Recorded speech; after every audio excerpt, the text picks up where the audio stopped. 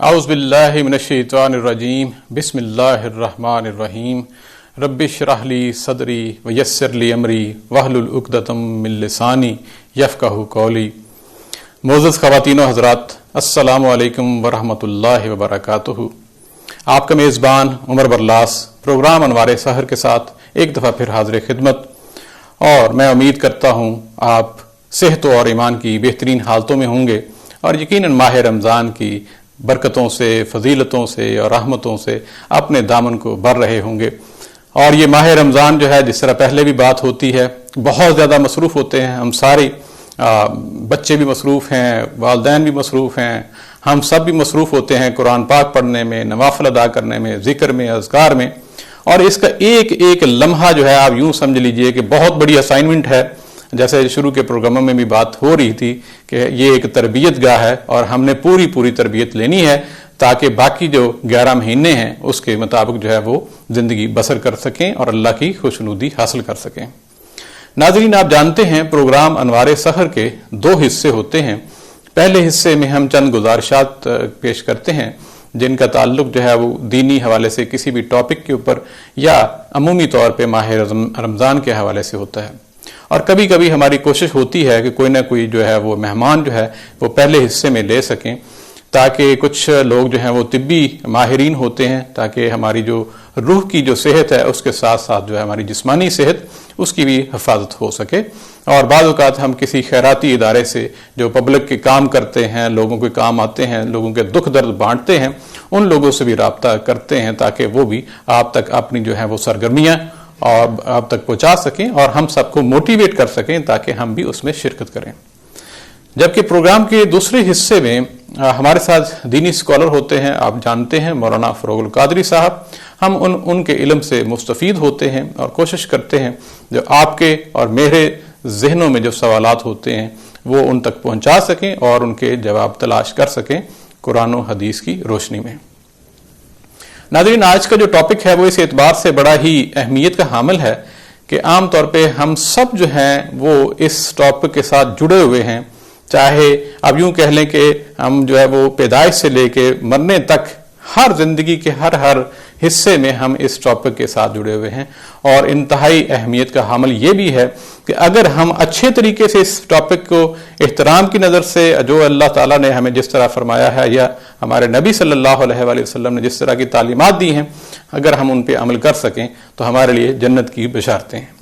یقیناً آپ اس چیز کو میرا خیال ہے بخوبی آپ کو علم ہو گیا ہوگا۔ آج کا ہمارا جو عنوان ہے وہ ہے والدین کے ساتھ حسن سلوک۔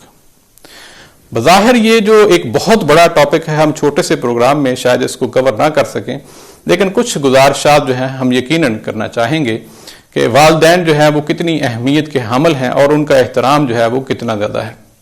جس طرح میں شروع کرتا ہوں، بخاری اور مسلم کی جو حدیث ہے، حضرت عبداللہ بن مسعود رضی اللہ تعالیٰ عنہ بیان کرتے ہیں کہ میں نے اللہ کے رسول سے پوچھا کہ اللہ کے نزدیک جو سب سے احسن یا محبوب عمل کون سا ہے؟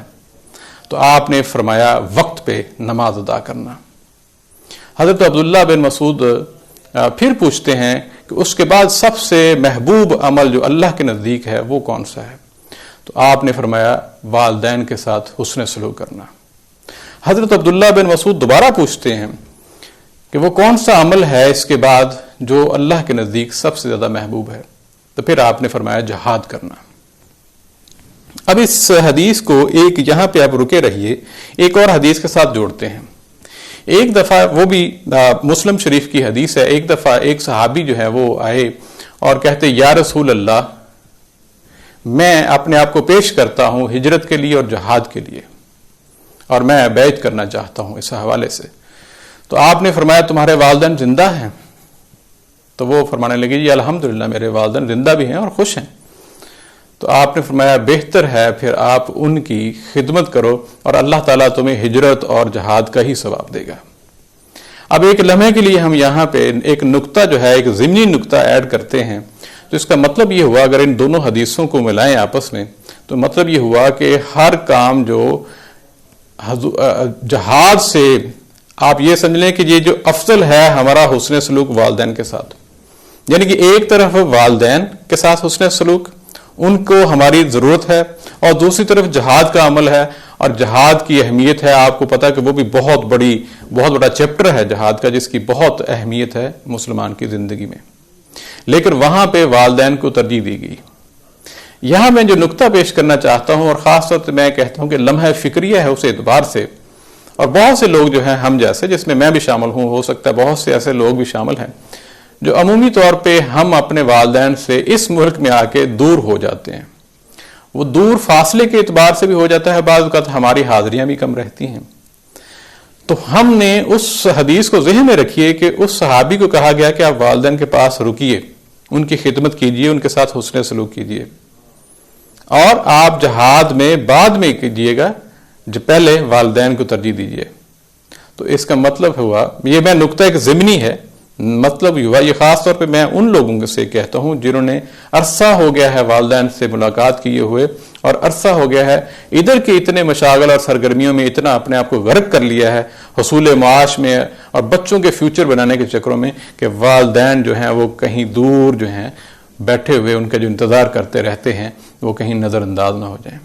صرف نقطہ یہاں پہ لمحہ فکریہ جو ہے وہ میں بیان کرنا چاہتا ہوں کہ ایک طرف جو ہے وہ والدین کو جو چھوڑ کے بہت سے لوگ یہاں پہ آئے ہیں صرف اور صرف جو ہے وہ دنیاوی مال و متاع کے لیے یا بچوں کے خاص طور پہ فیوچر کے لیے، تو کیا یہاں پہ آنا اور اس طرح جو ہے والدین سے دور رہنا، کیا یہ عمل جہاد سے بھی افضل ہے؟ کیونکہ جب جہاد کے ساتھ کمپیریزن کیا گیا والدین کے حسن سلوک کو، تو یہاں پہ کہا گیا کہ آپ جو ہے وہ وہاں پہ آپ والدین کے پاس رہیں. اس طرح کہ آپ کو بے شمار آگے احادیث ہیں، ہم آج کے سارے وقت میں یہ بات کریں گے. والدین کے والدہ کی آپ کو پتہ ہے، والدہ کے قدموں کے نیچے جنت بتائے گی. والدہ کی یعنی کہ جنت جو ہے وہ والدہ کی خدمت کریں آپ کو جنت ملے گی. والد کے بارے میں بتایا گیا کہ وہ جنت کا جو ہے وہ درمیانہ دروازہ ہے. درمیانہ مراد یہ ہے کہ دو مرکزی درمیان میں جو بڑا سا دروازہ ہوتا ہے اس کو کہا گیا ہے. یعنی کہ والد کے بارے میں اتنا ہے. پروگرام کا سارا جو ہم باقی حصہ ہے ہم اپنے مولانا فروغ القادری صاحب سے بھی اس حوالے سے والدین کے حسن سلوک پہ بات کریں گے، اور جو کچھ واقعات ہیں وہ بھی ہم آگے چل کے بات کریں گے. جس طرح وہ واقعہ بڑا مشہور ہے حضرت موسیٰ علیہ السلام والا، جب موسیٰ کا ہمسایہ جو ہے وہ والدہ خوش ہو کے، حالانکہ وہ بہت بڑی کو عالم فاضل نہیں تھی، پڑھی لکھی بھی نہیں تھی، بیٹے سے خوش ہو کے وہ کہتی ہے جا تجھے اللہ موسیٰ کا ہمسایہ بنائے. اور پھر اللہ تعالیٰ نے یہ خبر حضرت موسیٰ علیہ السلام کو دی، اور پورا وہ واقعہ ہے وہ آگے چل کے اگر وقت ملتا ہے تو وہ بھی آپ کو بتاتے ہیں. اس وقت ہمارے ساتھ جو ہیں وہ یہاں سے ایک چیریٹی ہے جس کا نام ہے شعور، ان کی چیئرپرسن موجود ہیں. ہم ان سے پوچھیں گے اور ان سے موٹیویشن لیں گے خاص طور پہ کہ وہ کس طرح انہوں نے شعور ایک چیریٹی جو ہے وہ فاؤنڈیشن بنائی، اور انہیں کون سا وہ ایسا لمحہ تھا جب ان کو یہ خیال آیا کہ ہم درد مندوں کی جو ہے ہم نے خدمت کرنی ہے. تو اس وقت میرے ساتھ لائن پہ ہیں آپا حمیدہ اکرام صاحب. آپ لائن پہ ہیں؟ جی السلام علیکم. بہت شکریہ عمر. شکر الحمدللہ سب ٹھیک ٹھاک ہے. آپ سنائیں سب ٹھیک ہے؟ ماشاء اللہ سے بہت اچھا پروگرام آپ کر رہے ہیں. اللہ تعالیٰ آپ کو جزائے خیر دے، آپ کی ساری ٹیم کو، اور آپ کو بہت بہت رمضان مبارک سب سے پہلے. اور مجھے آپ نے دعوت دی، بلایا، مجھے بلانے کا بہت شکریہ. جزاک اللہ خیر. جی بہت مہربانی. اچھا تھوڑا سا آپ آغاز سے بتائیے گا کہ آپ کو وہ کون سا لمحہ تھا جب آپ کو یہ شوق پیدا ہوا یا یہ خیال آیا کہ آپ ایک ایسے فاؤنڈیشن کی بنیاد رکھیں جس سے آپ جو ہیں وہ ضرورت مند لوگ جو ہیں دکھی انسانیت کی خدمت کر سکیں. وہ کون سا لمحہ تھا جہاں سے آپ متاثر ہو کے آپ نے آغاز کیا تھا؟ یہ میں نے شروع کیا تھا یہاں سے. جب میں پاکستان گئی تھی تو وہاں 2005 میں جو ڈیزاسٹر ہوا تھا، زلزلہ، جی زلزلہ آیا، تو بہت سارے لوگ جو تھے وہ اس علاقے میں اپنی ایک دوست کو ملنے گئی تھی. تو اس کا علاقہ ادھر ایبٹ آباد میں تھا، آبائی اس کا. تو وہاں پہ جو میں نے حالت دیکھی لوگوں کی، بہت سارے لوگ ڈسیبل ہو گئے، اور پھر سمجھ نہیں آ رہی تھی کہ وہ لوگ اپنی مدد کے لیے ہمارے پاس آ رہے تھے ان کے گھر. جی تو انہوں نے وہ پرانے جوتے جو تھے وہ ہاتھوں پہ چڑھا کے، ان جوتوں میں بھی سوراخ ہوئے تھے. وہ بیچارے رینگ رینگ کے سڑکوں پہ وہ جا رہے تھے. تو ہم نے جو ہو سکتا تھا وہ دیکھا. جو سین وہ بہت ہی بھیانک اور دردناک تھا. جی جی ظاہر ہے جب بندہ یہاں سے جاتا ہے تو ہم لوگوں کو کچھ زیادہ ہی پھر محسوس ہوتا ہے. تو وہ دیکھا تو پھر ہم نے جو ان کی مدد ہو سکتی تھی وہ ان کو لالا کے گھر میں ہی وہ کیا. اس کے بعد پھر وہ میری 2-3 دوست ہیں تو ہم نے مل کے یہ ڈیسائیڈ کیا کہ ہم ڈسیبل جو ہیں لوگ ان کی ہیلپ کرنی چاہیے. صحیح. جی تو سب سے پہلے پھر ہم نے ڈسیبل سے ہی میں نے شروع کیا تھا ایک ہی پروجیکٹ سے. اس کے بعد میڈیکل کا وہ سارا سلسلہ ان کا شروع کر لیا. تو اب ماشاءاللہ سے میرے 6-7 پروجیکٹ جو ہیں وہ چل رہے ہیں. اللہ کا شکر ہے. جی اللہ نے بہت مدد کی ہے اور سارے لوگ جاننے والے دوست احباب جو ہیں سارے وہ کافی ہیلپ کرتے ہیں. ان کو پتا ہے کہ یہ کام کر رہی ہے تو کافی وہ خیال رکھتے ہیں. اسپیشلی یہ رمضان مبارک کا مہینہ ہے تو سارے لوگ مطلب کہتے ہیں کہ نیکیاں سمیٹیں. جی بالکل جانتے بھی ہیں. اور وہ اس دفعہ اس سال ہمارا فنکشن نہیں ہوا. میں نے کوئی 4 سال ہوئے ہیں میں نے کوئی فنڈ ریز کا ایک ہی میں کرتی ہوں سال میں. جی جی تو اس سے پہلے کبھی نہیں کیا تھا. آپ جو ہم لوگ خود ہی فرینڈز وغیرہ مل کے فیملیز کرتے تھے وہ کرتے تھے. تو اب ماشاءاللہ سے کام اتنا بڑھ گیا ہے کہ اب 200 لوگ کام کر رہے ہیں پاکستان میں. میری ٹیم جو ہے ماشاءاللہ. تو فنڈ ریزنگ میں آپ کو فنڈ ریزنگ میں کہیں مشکل پیش آتی ہے یا آپ سمجھتی ہیں کہ خود بخود جو ہے وہ لوگوں تک کیسے پہنچتے ہیں یا آپ فنڈ کیسے اکٹھا کرتے ہیں یا کیسے لوگ آپ تک پہنچتے ہیں؟ فنڈ یہ ہے کہ اب تقریباً 12-13 سال ہو گئے عمر مجھے کرتے ہوئے. جی جی یہ ہے کہ میں سب کو فیس بک پہ ایک ہمارا جو سرکل ہے ابھی یو ایس اے میں ہے 2-3 لوگ جو کوآرڈینیٹر ہیں. جی جی تو آسٹریلیا میں ہیں کچھ ادھر ہیں. تو ہم سب لوگ وہ پھر مل کے کر لیتے ہیں.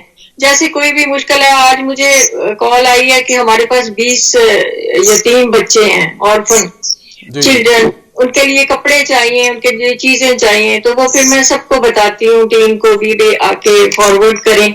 تو ماشاءاللہ سے کوئی نہ کوئی رسپونڈ آ جاتا ہے کر لیتے ہیں. ابھی ہم نے کافی واٹر فلٹر کا بھی کرنا شروع کیا ہے. ابھی ہم نے 8 کولر لگوائے ہیں اور پلانٹ بھی کافی سارے لگوائے ہیں. کوئی 10-12 پلانٹ ہم نے بڑے لگوائے ہیں RO پلانٹ وغیرہ نا. جی جی تو یہ ہے کہ ایک طریقہ ہے کام کا. لوگ جب مسٹرسٹ ہوتے ہیں نا کسی سے پھر کام ذرا گڑبڑ ہو جاتا ہے. میرا یہ ہوتا ہے کہ جو ڈونرز ہیں جو وہ پیسے دیتے ہیں میں جلدی سے جلدی ان کو فوراً دکھا دیتی ہوں کہ یہ آپ کا کام ہے اور یہ آپ کی ڈونیشن ہے. یہ تصویریں ہیں آپ دیکھ لیں. صحیح. تو پاکستان کے کون سے علاقے میں آپ کا زیادہ فوکس ہوتا ہے؟ جی تو ماشاءاللہ سے چل رہا ہے. اب آپ کو پتہ ہی ہے پوری دنیا میں یہ تو بہت ہی کریٹیکل ٹائم ہے ہم سب لوگوں کے لیے. تو ضرورت اتنی ہے. ابھی 2000 راشن پیک کیے ہیں. ابھی اور بھی چل رہے ہیں چلتے رہیں گے. ابھی پتہ نہیں کتنا ٹائم لگے گا. تو اس دفعہ جو میں نے میڈیکل کیمپ وغیرہ تھے وہ سب روکے ہوئے ہیں. تو یہ فوڈ کا ہی ہم پورا کر رہے ہیں ابھی تک. تو ساتھ ساتھ بس ہوتا جا رہا ہے کیونکہ اس دفعہ ہم فنکشن بھی نہیں کر سکے. تو الحمدللہ ابھی 25-30 لاکھ کا ہم سارا وہ فنڈ ہم نے کیا ہے. ابھی ہماری وہ دیواریں مہرباں ہے اس کے لیے بھی چلتا رہتا ہے. تو میں آپ نے مجھے بلایا ہے بڑی اچھی بات ہے. تو پاکستان کے جی آواز آ رہی ہے آپ کو؟ جی جی میں کہہ رہا ہوں کہ پاکستان کے کون سے جو علاقے ہیں جہاں پہ آپ کے پروجیکٹ چل رہے ہیں؟ پاکستان میں مین جو میرا ہے عمر وہ تو لاہور میں ہی ہے. ہمارا جو سینٹر ہے بحریہ ٹاؤن میں نا. جی جی تو مگر یہ ہے کہ پورے پاکستان میں چلتے ہیں پروجیکٹ. تو ہمارے جہاں بھی ضرورت ہوتی ہے لوگوں کو ہمیں پتہ چلتا ہے ٹیم میں سے. تو پھر میں ان کو یہی کہتی ہوں کہ آپ کا علاقہ ہے آپ کو پتہ ہے کون سے لوگ جو ہیں وہ ڈیزرونگ ہیں. تو وہ پھر وہاں پہ وہ کرتے ہیں. ان کو فنڈنگ میں کرتی ہوں تو وہاں کریں. اب ہم نے فیصل آباد میں کیا ہے ادھر ساہیوال میں کیے ہیں تو DG خان میں کیے ہیں. وہاں ایک اسکول بنایا ہے تو ان کو کر رہے ہیں. تو تو کام تو کافی ہے, ہر جگہ ہی چلتا ہے. تھرڈ پارکر میں وہاں پہ لگایا ہے ہم نے, وہ ٹیوب ویل لگایا ہے ابھی پانی کا. ابھی ٹوبا ٹیک سنگھ میں ایک بہت بڑا آر او پلانٹ لگایا ہے ریورسنگ واٹر کا. تو وہ ماشاءاللہ 3 گاؤں اور ایک پورا شہر ٹوبے کا جو ہے وہ اس سے مستفید ہو رہا ہے ماشاءاللہ سے. کافی کام کر رہے ہیں, شکر الحمدللہ. عمر کے میری ٹیم اچھی ہے, میرے ساتھ ایسی ہے جیسے ایک فیملی ہوتی ہے. میں تو فیملی کی طرح ہی ان کے ساتھ کام چل رہا ہے. ایون جو میری وہ کمپنی ہے پانی والی ہیون ڈراپس, وہ سارے بھی ایسے ہی ہیں بچوں کی طرح, مطلب رسپیکٹ بھی کرتے ہیں, میں بھی ان سے پیار کرتی ہوں, کام کرتے ہیں. کبھی انہوں نے یہ نہیں کہا کہ بھئی آپ نے ہمیں پیسوں کی ضرورت ہے یا کچھ ہے حساب کی, تو بات ہی نہیں ہے. تو بس کام ہے یہاں بیٹھے کرتی ہوں تو اسی وقت وہ کر لیتے ہیں. یہ شکر ہے الحمدللہ کہ اچھے لوگ ہیں سب لوگ, اور یہ سلسلہ سارا چل رہا ہے ماشاءاللہ سے. بہت اچھا کام ہو رہا ہے. خواتین یہاں پہ ہے جو کہ کافی منظم ہے, جن کے تحت مجھے علم ہے ذاتی طور پہ بھی کہ آپ جس طرح بھی فنڈ جو ہے وہ ریز کرتے ہیں. یہاں پہ پاکستان میں آپ فوڈ کے ساتھ ساتھ کچھ ایسا میڈیکل اسسٹنٹس بھی دیتے ہیں جو کہ حقدار ہیں؟ جی میڈیکل کیمپ ہوتا ہے ہمارا, مہینے میں 2 کیمپ ہوتے ہیں. پہلے میں لگاتی تھی خود سے جب میں جاتی تھی, اب کیونکہ یہ سارا سلسلہ وہ مطلب اپ سیٹ ہو گیا ہے, تو اس طرح ہے عمر کہ جو میرا پانی کا ہے نا, میں ایسے کرتی ہوں کہ پانی کا پلانٹ جیسے میں نے لگایا ایک ہاسپٹل میں, تو میری پھر ان سے ڈیل ہوتی ہے کہ اس کا سارا خرچہ جو بھی ہے مینٹیننس وہ میں نے کرنی ہے, مگر آپ نے اس علاقے کے جو لوگ ہیں میرے لیے فری دیکھنے ہیں وہ, اور فری ان کا علاج کرنا ہے. تو اسی طرح میں نے کیا ہے. اب جیسے ٹوبے میں نے پلانٹ لگایا ہے تو وہ ہاسپٹل کے اندر لگایا ہے, اور ان کو میں نے یہ کہا ہے, فنڈنگ بھی کی ہے, تو میں نے کہا کہ آپ نے پورے یہاں کے ایریا جو ہے اس میں 3 ولیج بھی ہیں, ٹوبے کا شہر بھی ہے, کہ ان کو آپ نے فری ٹیسٹ کرنے ہیں لیبارٹری میں, اور ان سب لوگوں کو تاکہ فائدہ ہو مجھے بھی اور ان کو بھی. ساتھ ان کا بھی پھر یہ ہو جاتا ہے, اور مجھے بھی فکر نہیں ہوتی, کیونکہ جیسے کچھ لوگ ہیں وہ پلانٹ لگاتے ہیں مگر لگا کے وہ ختم کر دیتے ہیں, مگر میرا یہ ہوتا ہے کہ میں وہاں پہ لگاتی ہوں جہاں پہ کوئی نہ کوئی رسپانسبلٹی لے, تاکہ اس کی مینٹیننس بھی ہوتی رہے اور ٹائم ٹو ٹائم ہماری سروس فری ہوتی ہے پھر. تو یہ میں کرتی ہوں, اس طرح سے ایک طریقہ ہوتا ہے نا کام کا. تو پھر وہ چلتا رہتا ہے, اور پاکستان سے بھی فنڈنگ ہوتی ہے, یہ نہیں ہے کہ یہاں سے ہی میں کرتی ہوں, وہاں سے بھی کافی لوگ فنڈنگ کرتے ہیں. اب جیسے بیریا ٹاؤن میں ہے, سب لوگوں کو پتا ہے کہ بھئی یہ شاول فاؤنڈیشن ہے اور یہ چل رہی ہے, سیکورٹی گارڈ وغیرہ سب. یقین مانیں کہ وہ ایسے ہوتا ہے کہ رات کو ہمیں پتہ نہیں ہوتا کون لوگ سامان رکھ کے باہر چلے جاتے ہیں, کوئی چاولوں کی بوری رکھ جاتا ہے, کوئی کچھ ایسے پڑے ہوتے ہیں, تو ہمیں نہیں پتا ہوتا کہ کون دے گیا ہے یا کون رکھے. ہم ایک دوسرے سے پوچھتے ہیں ٹیم سے کہ آپ کو پتا ہے, وہ کہہ رہی ہیں ہمیں نہیں پتا. تو اس طرح سلسلہ ایک چل رہا ہے, بس اللہ کا شکر ہے. ابھی بھی فنڈنگ تو ہو رہی ہے, تو اللہ کا بڑا لاکھ لاکھ شکر ہے. صحیح, آپ بتا رہی تھی جی جو پلانٹ آپ لگاتے ہیں تو وہاں کوئی مانیٹرنگ سسٹم بھی ہے, جس طرح آپ کہتے ہیں کہ وہاں پہ ہماری یہ خواہش ہوتی ہے کہ جو پیشنٹس ہیں ان کو فری دیکھا جائے, تو کوئی ایسا بھی ہوتا ہے کہ وہ اس چیز سے انحراف کر سکتے ہیں؟ وہ ایسی ہے نا کہ جیسے ایک ہاسپٹل ہے, تو ہاسپٹل میں جب ہم لگاتے ہیں تو یہ میری ڈیل ان کے ساتھ ہوتی ہے نا, تو ان کی رسپانسبلٹی ہوتی ہے. پھر میں ٹائم ٹو ٹائم جا کے چیک بھی کرتی ہوں, کیونکہ ان کے فلٹر چیک کرنے ہوتے ہیں, سروس کرنی ہوتی ہے.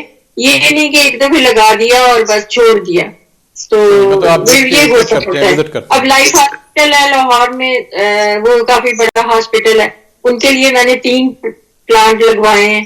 ایک تو لگایا ہے ڈائلسس کے لیے, ان کو لگوا کے دیا ہے, تو ماشاءاللہ سے 5 سال ہو گئے, تو ان کی بھی لک آفٹر کرتی ہوں اور سارا. اور وہ ایک دن میں 500-600 لوگوں کا آپریشن کرتے ہیں, فری میں کیمپ لگاتے ہیں میرے لیے, جہاں بھی میں تو اس ایریے میں. تو اس طرح مل جل کے ہی کام ہوتا ہے نا پھر ایک طریقے سے. تو شکر الحمدللہ کافی لوگ مطلب مستفید ہو رہے ہیں اس فاؤنڈیشن سے. بچوں کے لیے بھی کچھ کرتے ہیں وہاں پہ, کوئی سلائی کا کچھ اس طرح کا بھی کوئی آپ کا ہے کوئی سیٹ اپ؟ جی وومن امپاور کا سلائی سینٹر کھولے ہوئے ہیں ہم نے، 2-3 ہیں، لاہور میں ہی ہیں، پہلے ایک گجرانوالے میں ہے، وہ جہاں جہاں بھی لیڈیز ہوتی ہیں نا تو اپنے اپنے علاقے میں وہ مینج کرتی ہیں، میں نے وہ پھر پرووائڈ کرنی ہوتی ہے، مشینیں وغیرہ، مٹیریل جو ہوتا ہے وہ۔ ویڈنگ پروجیکٹ ہے ہمارا، ویڈنگ کافی ہے، اس سال میں ہم نے 45 میرجز کی ہیں۔ اچھا ماشاء اللہ۔ جی تو ان کا بھی وہ جہیز وغیرہ جو ضروری چیزیں ہوتی ہیں وہ بناتے ہیں۔ پھر آرفن بچے ایجوکیشن کا ہے، ایجوکیشن کا ان کی فیسیں، یونیفارم، کپڑے، کتابیں وغیرہ سب فری ہے، تو بچوں کو جو پیرنٹس سپورٹ نہیں کر سکتے، ہمارے پاس اپنے بچے 200 ہیں جو آرفن ہیں اور ہم نے ان کو شیلٹر میں رکھا ہوا ہے ماشاءاللہ، اور ان کا سارا وہ بھی کرتے ہیں، تو ماشاءاللہ سے اچھا جا رہا ہے۔ پھر بھی میں سننے والے آن ایئر جتنے بھی میرے بہن بھائی اور سب لوگ سن رہے ہیں، ان سے میری ریکویسٹ ہے کہ پلیز یہ مہینہ نیکیاں سمیٹنے کا ہے اور وہی کام آنا ہے جو اپنے ہاتھ سے دینا ہے ہم نے، بے شک، تو پلیز کم فارورڈ اور ہیلپ کریں۔ ویسے تو اتنے ادارے ماشاءاللہ سے کر رہے ہیں اور یہ تو ٹائم ہی ایسا ہے کہ بڑا مشکل وقت ہے، آج کل تو لوگوں کا روٹی کا ہی بس پڑا ہوا ہے کہ ایک جی آخری کوشچن آپ سے ہے، آپ یہ بتائیے کہ جتنے آپ کو فنڈنگ ہوتی ہے اس میں کوئی مینجمنٹ کے بھی ایکسپینسز ہوتے ہیں یا کہ 100% جو ساری فنڈنگ ہے وہ ساری کی ساری جو مستحق لوگ ہیں وہاں ان تک پہنچتی ہے؟ وہ عمر وہ تو سوال ہی نہیں ہے نا کہ جو بھی ہوتا ہے ہم اپنی جیب سے کرتے ہیں، یہ چیریٹی 100% سے بھی 200% ہو جاتی ہے، سارے مجھے خود سے ہی ڈالنے پڑتے ہیں جو ہو جاتے ہیں، مگر اللہ نے برکت ڈالی ہوئی ہے ایسی۔ میرا کوئی بھی وہاں پہ اللہ کا شکر ہے 200 لوگ کام کر رہے ہیں، کوئی بھی کسی کو پے نہیں کرنا پڑتا، صرف یہ ہوتا ہے کہ لوڈرز وغیرہ جو وقتی طور پہ ہوتے ہیں ان کو کرنا پڑتا ہے نا کبھی، باقی سب کچھ فری ہوتا ہے، کھانا پینا، اب جہاں بھی جانا ہے ٹیم نے کہیں بھی تو سائٹ پہ جانا ہے تو وہ سارا میرا اپنا خرچہ ہوتا ہے، اپنا ڈرائیور ہے، اپنی میری گاڑی ہے، تو وہ ہم کو ہی نہیں وہ کرتے نا، بالکل 100% ادھر لگتا ہے جا کے سارا۔ یہی چیز بڑی امپورٹنٹ ہے، موسٹلی لوگ جو ہے وہ جب پیسہ دیتے ہیں تو ان کے ذہن میں یہ خیال ہوتا ہے، کیونکہ بعض ایسی چیریٹیز بھی ہیں جو کہ اپنی تنخواہیں یا مینجمنٹ کے ایکسپینسز ان کے کافی ہو جاتے ہیں، تو یہ مجھے وہ انشور کرنا تھا کہ آپ کے یہاں کوئی ایسا تنخواہوں والا سلسلہ یا مینجمنٹ کے کوئی ایڈمن ایکسپینسز نہیں ہیں، جو آپ کو 100% چیریٹی ملی وہ ساری کی ساری جو ہے وہ مستحق لوگوں تک پہنچے۔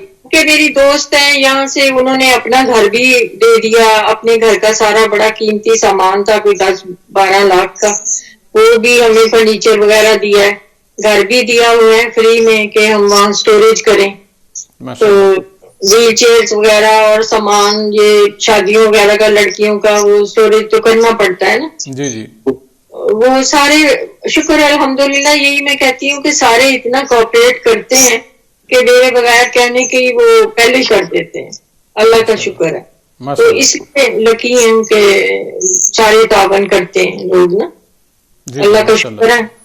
اور آپ بھی میری طرف سے میں اپیل کرتی ہوں کہ جتنی ہیلپ کر سکتے ہیں، وہاں بہت ضرورت ہے۔ جی بہت شکریہ۔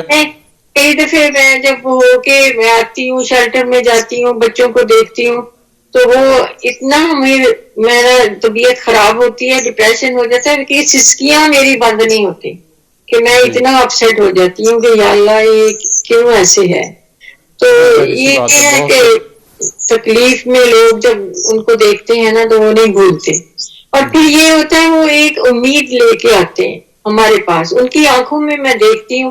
اب آج میں دیکھ رہی تھی وہ بچے ہیں، میں نے کہا یہ سارے آرفن بچے ہیں، ایک ہی اسکول میں ہیں، تو ان کی آنکھیں جو تھی، نظریں، ان کے چہرے وہ بس بڑے اداس، اور ایک امید ان کی آنکھوں میں ہوتی ہے، تو وہ جو ہے نا وہ بہت متاثر کرتی ہے مجھے نا دیکھ کے کہ یہ امید لے کے آئے ہیں کہ اللہ پاک مجھے اتنی توفیق دے کہ میں ان کے کام آ سکوں، تو اللہ کا شکر ہے کہ اللہ نے ابھی تک بڑی ہمت دی ہے اور بڑا اچھا کام ہو رہا ہے۔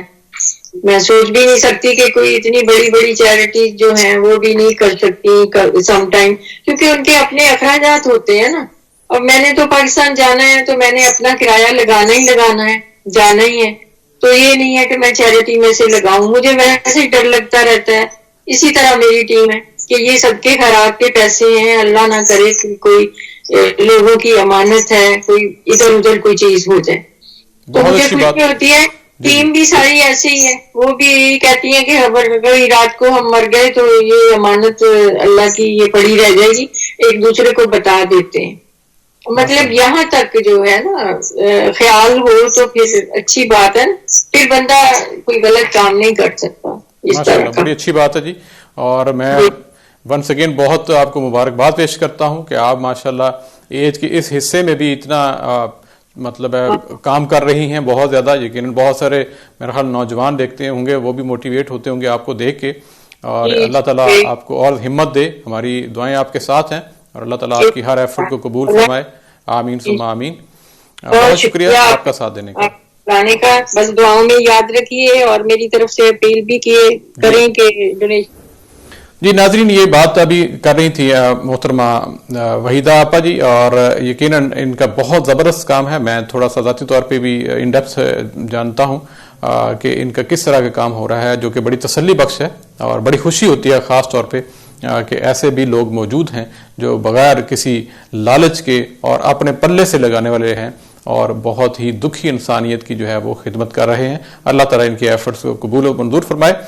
اور ہم اس مہینے میں خاص طور پہ میں یہ ضرور کہوں گا سب سے کہ وہ اپنی جیب کو جو ہے وہ تھوڑا سا ڈھیلا کرتے ہوئے اپنی میکسیمم، کیونکہ یہ ماحول کچھ اس طرح ہے پاکستان ہو یا یو کے، یہاں پہ کورونا کے حوالے سے بھی مسائل ہیں، بہت سے بزنس بند ہیں، بہت سے لوگوں کی جابس جو ہیں وہ خطرے میں ہیں، یا کچھ لوگ جو ہیں وہ اس وقت جو ہیں گھروں میں بیٹھے ہوئے ہیں. تو ان کے جو بچے ہیں اور بے شمار ایسے لوگ ہیں جو خاموشی کے ساتھ سفید پوشی میں ہیں، اگر خاموشی کے ساتھ بیٹھے ہوئے ہیں، وہ بھی انتظار میں ہیں. تو وہ اس اعتبار سے جو لوگ جو ہیں وہ خدمت کر سکتے ہیں وہ پیچھے نہ ہٹیں. میں بار بار ہمیشہ کہتا ہوں کہ یہ ماہ رمضان کچھ اسپیشل ہے اور اس ماہ رمضان کی جو توقعات ہیں وہ بھی اسپیشل ہیں. آپ اور میں مل جل کے جو ہے اس ماہ رمضان میں لوگوں کی خدمت کریں اور اللہ تعالیٰ کو جو ہے وہ خوش کر سکیں اور اللہ تعالیٰ کی رضا جو ہے وہ حاصل کر سکیں. ایک طرف ہم عبادات بھی کرتے ہیں اور ساتھ ساتھ ہم نے لوگوں کی جو ہے وہ خدمت کو بھی بھولنا نہیں ہے. صدقہ خیرات ہے، بلکہ صدقہ خیرات آپ یوں سمجھ لیجئے کہ اس حد تک دینا ہے کہ یہ بھی کہا گیا ہے کہ آپ کو یہ ڈر بھی لگ جائے کہ کہیں آپ غریب تو نہیں ہو جائیں گے. یہ بھی ہے اس کے اوپر. اگر میں لاکھوں پاؤنڈ میری جیب میں ہے تو میں 10 پاؤنڈ دوں گا تو مجھے تو کچھ بھی احساس نہیں ہوگا. لہٰذا اس حد تک دینا ہے تاکہ جو ہے وہ زیادہ سے زیادہ لوگوں تک پہنچے. اور ایسا بھی ہے کچھ لوگ جو ہے وہ یوں سمجھتے ہیں کہ کسی ایک ہی بندے کو بہت سارا آپ دے دیں. بہتر ہے کہ اگر 10 لوگ ہیں یا 20 لوگ ہیں یا آپ سمجھتے ہیں ان کو دیا جائے تاکہ زیادہ سے زیادہ لوگوں تک پہنچے. اور ہمیشہ کوشش کیجئے اپنے خاندان سے شروع کیجئے. آپ پہلے اپنے خاندان کو دیکھیں. آپ کے خاندان میں کچھ ایسے لوگ ہوں گے جو حقدار ہوں گے، پہلے ان تک پہنچائیں کیونکہ ان کی پوچھ آپ سے ہونی ہے. اس کے بعد اپنے محلے میں جائیں، اپنی گلی میں جائیں، اپنے علاقے میں جائیں، اور پھر آپ باقی جو ہیں وہ دوسرے جو NGOs ہیں، جو کس طرح کی جو بھی تنظیمیں ہیں، تو لہٰذا ایسے لوگوں تک ضرور پہنچے. یہ آپ کی اور میری ذمہ داری ہے.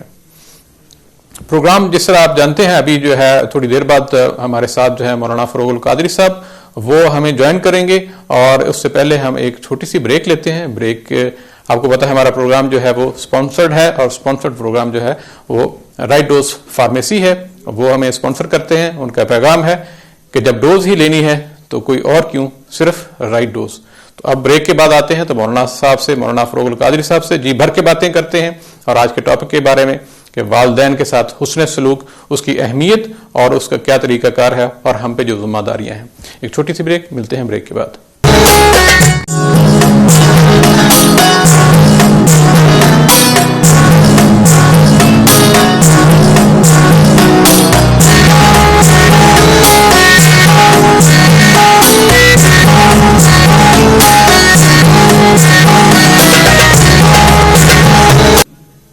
جی ناظرین، ایک دفعہ پھر آپ کو پروگرام انوار سحر میں خوش آمدید کہتے ہیں. اور آپ کو پتا ہے کہ یہ پروگرام ہمارا جو ہے وہ سپانسر کیا ہے رائٹ ڈوز فارمیسی نے، جن کا پیغام ہے جب ڈوز ہی لینی ہے تو پھر کوئی اور کیوں، صرف رائٹ ڈوز. اور آپ جانتے ہیں ہمارا یہ دوسرا پروگرام کا حصہ جو ہے وہ شروع ہو چکا ہے، اور اس دوسرے حصے میں ہمارے ساتھ دینی اسکالر مولانا فروغ القادری صاحب ہوتے ہیں اور ماشاءاللہ ان کے علم سے ہم فائدہ اٹھاتے ہیں. ہم ان سے تمام مشکل سوالات پوچھتے ہیں اور وہ ہمیں تمام جو ہے مشکل سوالات کے بڑے آسان اور سنجیدگی سے ان کے جوابات دیتے ہیں. اور جو آپ لوگ بھی پوچھتے ہیں وہ سارے مجھے فیڈ بیک ملتا رہتا ہے. ماشاءاللہ ان سے ہم روشنی حاصل کرتے ہیں. اور میں ویلکم کرتا ہوں. السلام علیکم. وعلیکم السلام ورحمۃ اللہ. کیسے مزاج ہے مولانا؟ الحمدللہ آپ بخیر ہیں؟ خیریت سے ہیں؟ الحمدللہ. رمضان ٹھیک جا رہا ہے؟ روزے ٹھیک ہے؟ صحت؟ عشر مغفرت کا آغاز ہے. دعا فرمائے اللہ تعالیٰ مغفرت عطا فرمائے، گناہوں کو معاف فرمائے. آمین آمین. تو آج کا ہمارا جو ٹاپک ہے وہ ہے جی والدین کے ساتھ حسن سلوک. تو اس کا آپ کو پتہ ہے کہ بہت وسیع، نو ڈاؤٹ کہ اس چھوٹے سے پروگرام میں شاید اس کا احاطہ نہ ہو، لیکن ہم چاہیں گے کہ جتنا میکسیمم اس پہ آپ ہمیں جو ہے وہ روشنی فراہم کر سکیں، ہمیں گائیڈ کر سکیں کہ والدین کے ساتھ حسن سلوک میں اولاد کے اوپر خاص طور پہ کون کون سی ذمہ داریاں عائد ہوتی ہیں. بسم اللہ الرحمن الرحیم. میں عمر بلال صاحب آپ کے اس عنوان کے انتخاب کے نتیجے میں آپ کا مشکور ہوں. بہت اہم عنوان ہے یہ، اور خاص کر ان لوگوں کے لیے جن کے والدین میں قید حیات ہیں. بسم اللہ الرحمن الرحیم. قرآن عظیم کا ارشاد گرامی ہے وبالوالدین احسانا، اپنے والدین کے ساتھ حسن سلوک سے پیش آؤ. قرآن پاک میں نماز اور زکوٰۃ کے بعد جو سب سے زیادہ تعلیمات ہیں اس میں، چاہے سورہ قصص میں انبیاء کرام کے واقعات اور ان کے حوالے زندگی کے حوالے سے، یا ویسے بھی تاکیدات آئے ہیں عبادت الہی کے بعد، حق العباد میں سب سے زیادہ قرآن عظیم نے اور حدیث نبویہ والدین کا تذکرہ ہے جی. اس کو ممتاز رکھا گیا ہے. فرمایا کہ وبالوالدین احسانا، اپنے والدین کے ساتھ احسان سے پیش آؤ. اور ایک مقام پہ فرمایا گیا ولا تقل لہما اف ولا تنہرہما، کہ اپنے ماں باپ کے احکامات پر اف نہ کہو اور نہ انہیں نہ جھڑکو. اس کی تاکید اف نہ کہو نہ جھڑکو، یعنی کہ وہ جو تمہیں کہیں وہ باعث احترام ہے، اس پہ عمل پیرا ہو جاؤ. ایک لمحے کے لیے بھی ان کے احکامات کی بجاوری میں تاخیر نہ ہو. اور آپ دیکھیں یہی کچھ اسی انداز کا نماز کے بارے میں کہا گیا ہے کہ جب بھی نماز کا وقت آ جائے، اذان کی آواز آئے تو اللہ کی راہ میں دوڑ پڑو. بے شک. تو یا ایھا الذین آمنوا اذا نودی للصلاۃ من یوم الجمعہ فاسعوا الی ذکر اللہ وذروا البیع، کہ جب اذان جمعہ کا وقت آئے، مقصود نماز ہے، جب بھی مکبر تمہیں آواز دے، جب بھی نماز کا وقت ہو تم دوڑ پڑو اللہ کی عبادت کے لیے. صحیح کرو، کوشش کرو. بالکل ایسے ہی والدین جب بھی تمہیں آواز دیں لبیک کہتے ہوئے ان کی بارگاہ میں حاضر ہو جاؤ. اپنے رویوں سے انہیں تکلیف نہ پہنچاؤ، ان کے احکام کے آگے سر تسلیم خم کرو. اور پھر دعا دی گئی قرآن عظیم میں رب ارحمہما کما ربیانی صغیرا. ربوبیت صفت الوہیت ہے کہ اللہ رب العزت نے اس صفت ربوبیت کا استعمال قرآن عظیم میں والدین کے لیے کیا ہے. بے شک. رب ارحمہما کما ربیانی صغیرہ، اے اللہ ان اپنی ربوبیت، رب ارحمہما کما ربیانی، اے رب اے اللہ ان دونوں پر رحم فرما جیسا کہ انہوں نے مجھ پہ نگہداشت کی، میری پرورش فرمائی ہے. تو پرورش حقیقی رب حقیقی تو اللہ کی ذات ہے، لیکن والدین کو قرآن عظیم میں اللہ کے بعد رب مجازی کہا گیا ہے کہ یہ وہ لوگ ہیں جنہیں نے اپنے ماں باپ کی پرورش کی. تو وہ رب جو صفت ربوبیت جو اللہ کے لیے ہے، اللہ کے بعد اس صفت کا استعمال قرآن عظیم نے والدین کے لیے کیا ہے. اس سے آپ اندازہ کر سکتے ہیں کہ ان کا کتنا بڑا مقام ہے. اور پھر یہ نہیں، نماز میں آپ دیکھیں، نماز میں جب ہم دعا کرتے ہیں رب اجعلنی مقیم الصلاۃ ومن ذریتی ربنا وتقبل دعا، ربنا اغفر لی ولوالدی، یہاں بھی ماں باپ ہیں جی. ہر نماز میں اس کا دعا ہم پڑھتے ہیں. تو قرآن عظیم میں والدین کی اطاعت کی ہمیں دعوت دی گئی ہے، ان کے ساتھ حسن سلوک سے پیش آنے کا حکم ہے جی. ان کی اطاعت و فرمانبرداری کا عالم یہ ہے کہ وہ جو حکم دیں ہم لبیک کہیں، اس پہ ہم اف تک نہ کریں، ان کی بارگاہ میں سر تسلیم کو ہم خم کریں. اور پھر انہوں نے ہماری پرورش فرمائی ہے، اور دعا ہے کہ رب قدیر جس طرح ہم کمزور تھے، ناتواں تھے، انہوں نے ہماری پرورش کی ہے آغوش محبت میں لے کر. اب ہم بڑے ہو گئے، ہم توانا ہو گئے، اب وہ کمزور ہو گئے ہیں. تو ہماری ذمہ داری ہے کہ جب ہم کمزور تھے انہوں نے نگہداشت کی ہے، اب ہم طاقتور توانا ہو گئے ہیں، اب ہماری ذمہ داری ہے کہ ماں باپ کو ہم خیال رکھیں. ماں باپ کی زندگیاں درخت سایہ دار کی طرح ہوتی ہیں کہ ماں باپ، جب بچہ زندگی کے صحرا میں چل کے جب تھک جاتا ہے اور پھر اسے کوئی سہارا نہیں دیتا، تو ماں باپ کی شخصیت جو ان کی ذات ہوتی ہے وہ درخت سایہ دار کی طرح ہوتی ہے. اب اندازہ کریں کہ ایک پیاسا ہے جو کسی صحرا سے گزر رہا ہو، اسے چشمہ آب مل جائے. بے شک بے شک. چلچلاتی ہوئی دھوپ ہے، سر پہ کوئی بادل نہیں ہے، اور وہاں اسے کوئی درخت سایہ میسر آ جائے تو اس کی خوشی و مسرت اور دل پذیری کا عالم کیا ہوگا. وہ ماں باپ کی حیات ہے. بے شک اللہ کے نبی سرور کائنات ارشاد فرمائے یہ ہمارے لیے جنت بھی ہے اور جہنم بھی ہے. بالکل. جنت اس لیے ہے کہ ہم ان کی تابعداری کریں تو جنت ہے, اور جہنم اس لیے ہے کہ ان کے ساتھ ہم حسن سلوک سے معاملہ پیش نہ آئے ہمارا, ہم بدسلوکی کریں تو اس کے لیے جہنم ہے. بالکل. ماں باپ کی رضا ہے. جی بالکل. ماں باپ کی رضا اللہ کی رضا ہے. بے شک. اور پھر سرکار مدینہ سرور کائنات ارشاد فرمایا کہ تم میں کا کوئی اگر اپنی ماں کو محبت کی نظر سے ایک بار دیکھتا ہے تو اللہ تعالیٰ اسے حج مبرور کا ثواب عطا فرماتا ہے. بے شک. تو آپ اندازہ فرمائیے کہ ایک بار محبت کی نظر سے ماں کو دیکھنا حج مبرور کا یہ ثواب ہے. تو خدا کے رسول کے صحابہ نے پوچھا یا رسول اللہ ہم تو اپنی ماں کو دن میں کئی بار دیکھتے ہیں تو کیا ہر بار حج مقبول کا ثواب ملنے والا ہے؟ تو اللہ کے رسول نے ارشاد فرمایا کہ اللہ تعالیٰ اپنے فضل و کرم کے اعتبار سے بے حساب ہے. کیا مطلب جب بھی دیکھو گے ماشاءاللہ تو سبحان اللہ جنت کی بہاریں آپ کو میسر آئیں گی. بہت بڑی بات ہے. یہ جو لفظ آپ نے پہلے بولا اف کا, خاص طور پہ یہ عربی کا لفظ ہے. ہاں. اس کا جو ہم عام طور پہ اپنے کلچر کے حساب سے یا اردو میں اس کا متبادل کیا ہم کہیں کہ ہلکا سا بھی دل میں جو ہے وہ خیال والدین کے بارے میں ناراضگی کا, یا ہلکی سی بھی ایسی آپ کے منہ سے کوئی آواز ناراضگی پیشانی پر ناگواری کی کے آثار لکیریں ابھر جانا, ان کے آرڈر کو ان کے احکامات کو اگنور کرنا, ان کی باتوں کو برا محسوس کرنا, زبان سے نہ بھی کہیں صحیح, مگر اس کے آثار چہرے پر اگر ناراضگی کے ظاہر ہوں تو بھی ان کی بارگاہ میں جو ہے گستاخی, یعنی کہ کم ترین جو ان کی ناگواری کا ایک احساس ہے اس سے بھی بچنا ہے. بالکل یہ بڑی بڑی بات کی ہے. تو عام طور پہ ہم یہ جو بعض کا ہم بحث کر رہے ہوتے ہیں معاملات میں کہ ابا جان آپ کو نہیں پتا یا ماما آپ کو نہیں پتا, آپ بس ٹھیک ہے آج کل کے تقاضے کچھ اور ہیں. ایسی چیز میں والدین ایک دو دفعہ آپ کہیں گے تو خاموش ہو جاتے ہیں. کیا یہ جو رویہ ہے یہ مناسب ہے, یا آپ سمجھتے ہیں کہ اگر وہ خاموش ہو گئے تو ٹھیک ہے؟ نہیں, یہ بڑا ہی جو ہے یہ رویہ ماں باپ کے ساتھ بہت غلط ہے. اور وہ خاموش بھی ہو جائے, ان کا دل دکھ جائے تو بڑی ناراضگی زندگی میں آتی ہے. آپ یقین جانیں کہ میرے والدین نہیں ہیں, ان کا وصال ہو گیا, ابو کے وصال کو 3 سال ہو گیا, امی کے وصال کو تقریباً 2 سال ہونے والے ہیں. لیکن جس روز سے وہ گئے ہیں آج تک کوئی ایسی رات کو ایسا لمحہ نہیں گزرتا کہ اس تصور سے میں چونک جاتا ہوں کہ میرے والدین نہیں ہیں. اس تصور سے میں چونک جاتا ہوں کہ میرے والدین نہیں ہیں.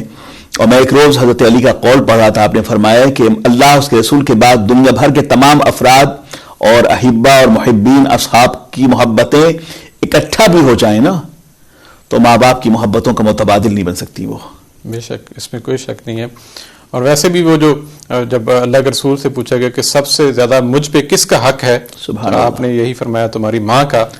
پھر پوچھا 3 دفعہ, تو پھر 4تھی دفعہ. تو اس کا مطلب میں یہاں پہ اٹیچ کرنا چاہتا ہوں, عام طور پہ اسلام کے حوالے سے کہا جاتا ہے کہ خواتین کا حق جو ہے وہ اسلام میں بعض جو غیر مسلم ہیں وہ کہتے ہیں. تو اس حدیث سے یہ ثابت ہوتا ہے کہ خواتین کو تو حق جو مرد سے زیادہ ملا ہوا ہے. لیکن ایک ماں ہونے کی حیثیت سے یہ پیرنٹلی جو رسپانسبلٹی ہے, پیرنٹل رسپانسبلٹی جو ہے وہ آسان کام نہیں ہے. آپ اندازہ کہ جس ماں نے آپ کو اپنے آغوش میں 9 ماہ رکھا ہو, آپ نے ان کا خون پیا ہو, عرق حیات آپ کے رگوں میں اترا ہو, اس ماں نے اللہ کے نبی سرور کائنات صلی اللہ علیہ وسلم سے ایک صحابی رسول نے پوچھا یا رسول اللہ اگر میں اپنی ماں کو کاندھے پہ بٹھال کر ہے نا طواف کرواؤں, صفا مروہ سعی کرواؤں تو کیا میں نے اپنی ماں کا حق ادا کر دیا ہے؟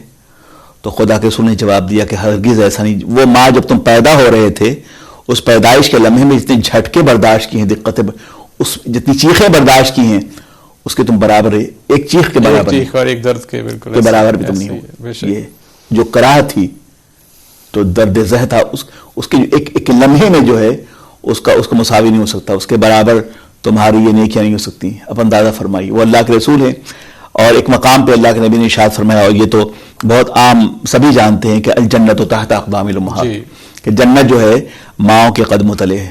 اقدام الامہات کا ماؤں کے قدموں تلے ہے.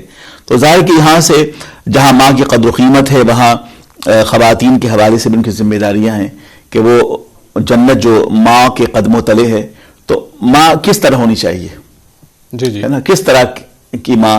اسلام کا بھی مطالبہ تو ہے نا کہ تم ماں ہو, لیکن وہ کیسی ماں ہو, وہ آئیڈیل ہو, وہ زاہدہ ہو, وہ متقیہ ہو, وہ پرہیزگار ہو, وہ سجدہ گزار ہو، وہ قرآن پاک کی تلاوت کرنے والی ہو، تب اس آغوش سے جب ماں متقی پرہیزگار ہوگی تو اس آغوش سے، یا ماں باپ دونوں، تو اس آغوش سے جو بچے پیدا ہوں گے یقینی طور پر وہ بھی بڑے عظیم ہوں گے. اولیاء کرام کی تاریخ حیات کو آپ پڑھیں، جتنے اولیاء کرام ہیں جو جدید اولیاء کرام ہیں ان سب کے والدین متقی پرہیزگار تھے، چاہے وہ سرکار غوث اعظم ہوں، دادا صاحب ہوں، سرکار خواجہ نظام الدین اولیاء محبوب الہی ہوں، خواجہ قطب الدین بختیار کاکی ہوں، بابا فرید گنج شکر ہوں. آپ دیکھیں نا بابا فرید گنج شکر رحمۃ اللہ تعالی کا بڑا مشہور واقعہ ہے کہ ماں نے کہا بیٹا نماز پڑھو نا، تو آپ نے پوچھا نماز کا فائدہ، تو بچے کو سمجھانے کہ بیٹا ایسا ہے کہ نماز پڑھو گے تو اللہ شکر دے گا. اچھا، تو ظاہر ہے کہ آج کے دور میں جو بچے چاکلیٹ کے بڑے ہی شوقین ہوتے ہیں، تو اس زمانے میں شکر ہی کافی تھی. تو جب وہ نماز پڑھتے خواجہ فرید الدین تو امی جو ہے ان کے مصلی کے نیچے نماز سے پہلے شکر ڈال دیتی، اور بچہ فرید جب نماز پڑھ کے فارغ ہوتا تو پلٹتے جا نماز کو تو شکر ملتی. ایسا ہوتا رہا. ایک بار ان کی والدہ کہیں تشریف لے گئی اور نماز کا وقت ہو گیا، دل میں خیال آیا کہ نماز میرا بیٹا پڑھ چکا ہوگا حسب معمول، اور اس نے آج نماز پلٹا ہوگا تو وہاں شکر موجود نہ ہوگی، تو آج اس کا اعتماد ٹوٹ جائے گا. اور اللہ میں تیرے آگے سرمشار ہوں گا، تیرے آگے بھی اور بچے کے آگے بھی. تو پلٹتے ہوئے تیزی سے قدم بقدم وہ گھر تک پہنچی تو دیکھا کہ پورے علاقے کے بچوں میں شکر تقسیم ہو رہی ہے. تو پوچھا بچوں سے کہاں سے؟ کہا فرید الدین نے تقسیم کی ہے. بے شک. تو اب اندازہ کریں کہ وہ جو چاہے تو اٹھے سینہ صحرا سے حباب، کہ اللہ تبارک و تعالیٰ کتنا فضل فرمانے والا ہے کہ ماں کی دعا رائے گاہ نہیں جاتی کبھی.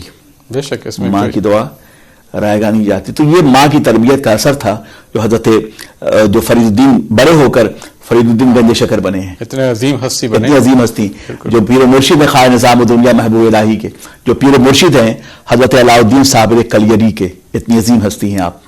جی بے شک. اور بلکہ آپ کو پتا ہے ماں کے بارے میں تو غیر مسلم نے بھی شاید نیپولین نے کہا تھا کہ آپ پڑھی لکھی ماں دیں، میں پڑھی لکھی آپ کو قوم دوں گا. یعنی کہ ماں کا بھی کردار جو ہے وہ بڑا عظیم ہونا چاہیے. اس میں کہہ رہا ہوں کہ ماں باپ پیرنٹل رسپانسبلٹی آسان کام نہیں ہوتا. ماں کو ماں بننا ہوگا کہ وہ ماں جس کے قدموں تلے جنت ہے، تو آخر جس کے قدموں تلے جنت کی بہاریں رکھی گئی ہیں تو جنت تو پاکیزہ ہے نا.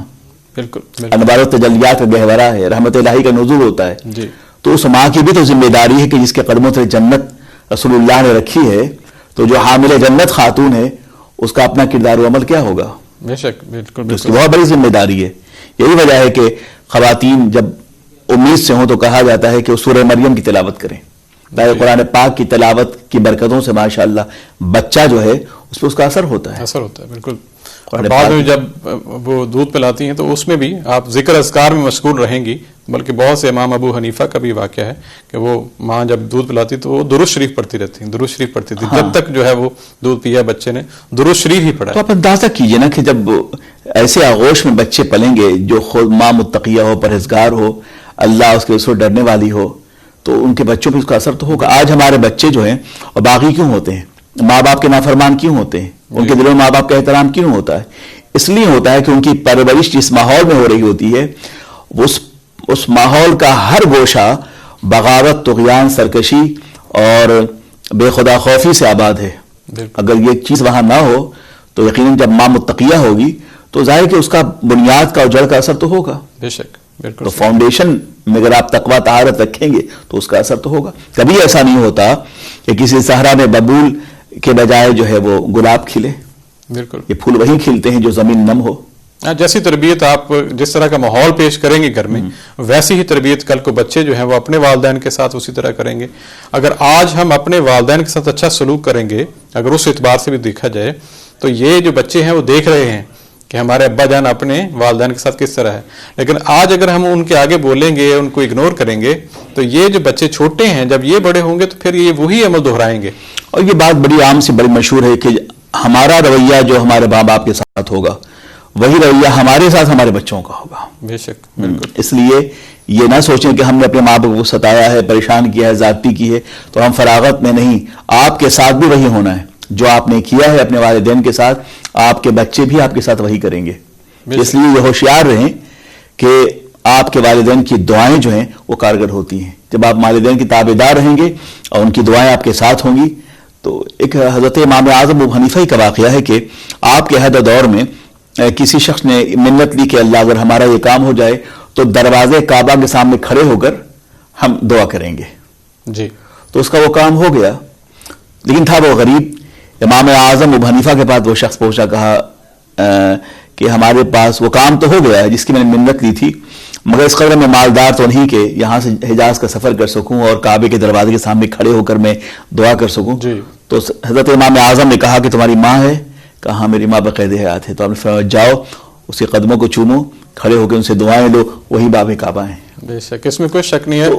اس سے بڑی مثال اور کیا ہو سکتی ہے حضرت اویس کرنی کی, کہ کتنی خواہش تھی, یعنی کہ وہ واحد صحابی کا درجہ ان کو ہے کہ انہوں نے اللہ کے رسول کے ساتھ ملاقات نہیں کی, ان کو نہیں دیکھ پائے, لیکن جب بھی خواہش ہوتی تھی تو والدہ کی خدمت آڑے آتی تھی, کیونکہ وہ کہتے تھے کہ والدہ کو اکیلے میں کیسے چھوڑ کے جاؤں گا. اور وہ پورا واقعہ آپ کے علم میں ہے کہ بعد میں وہ ساری زندگی اللہ کے رسول کو نہیں دیکھ پائے, صرف اور صرف والدہ کے خواہش تھی, کوشش تھی, لیکن ادھر سے منع بھی کیا گیا کہ والدہ ہے تو والدہ کی خدمت جو ہے وہ بہت افضل ہے. تو پھر آپ نے دیکھا کہ اس والدہ کی دعاؤں کی برکتوں سے کیا ہوا کہ سرکار دو عالم صلی اللہ علیہ وسلم نے تو عمر فاروق اعظم کے ذریعے سے اپنا دوشالہ بھجوایا. بے تو کتنے خوش قسمت تھے وہ. شک. ایسے ہی آقا دو جہاں صلی اللہ علیہ وسلم کی حیات طیبہ میں جو ہے والدین کا احترام یہ ہے کہ ایک بار حضرت حلیمہ سعدیہ سرکار کی رضائی ماں حضور تشریف فرما تھے اور چادر رحمت بچھی ہوئی تھی کہ وہ تشریف لانے آقا کھڑے ہو گئے اور آپ نے حضرت حلیمہ سعدیہ کو بٹھالا چادر پہ. صحابہ پوچھے یا رسول اللہ کون سی خاتون ہے؟ کون سی خاتون ہے؟ تو اللہ کے رسول نے ارشاد فرمائی میرے زائمہ حلیمہ سعدیہ ہے. یعنی کہ آپ اندازہ کریں کہ پیغمبر جو اللہ کے رسول جو ہیں جن کا رتبہ جو ہے وہ شان ان کی بیان ہی نہیں کی جا سکتی, وہ کھڑے ہو رہے ہیں اور اپنی جگہ دے رہے ہیں اور چادر بچھا رہے ہیں, اور وہ بھی والدہ جو رضائی والدہ ہیں. اسی طرح جو ام ایمن جو ہیں جن کو جب اللہ کے رسول کی والدہ جب وفات پا گئی تھی تو اس کے بعد جو ہے ساری پرورش اللہ کے رسول کی ام ایمن نے کی تھی, تو وہ بھی جب آتی تھی تو آپ کا ان کے ساتھ بھی یہی رویہ ہوتا تھا, بلکہ بعض کا تو ان کے ساتھ ہلکی پھلکی مذاق بھی کر لیتے تھے.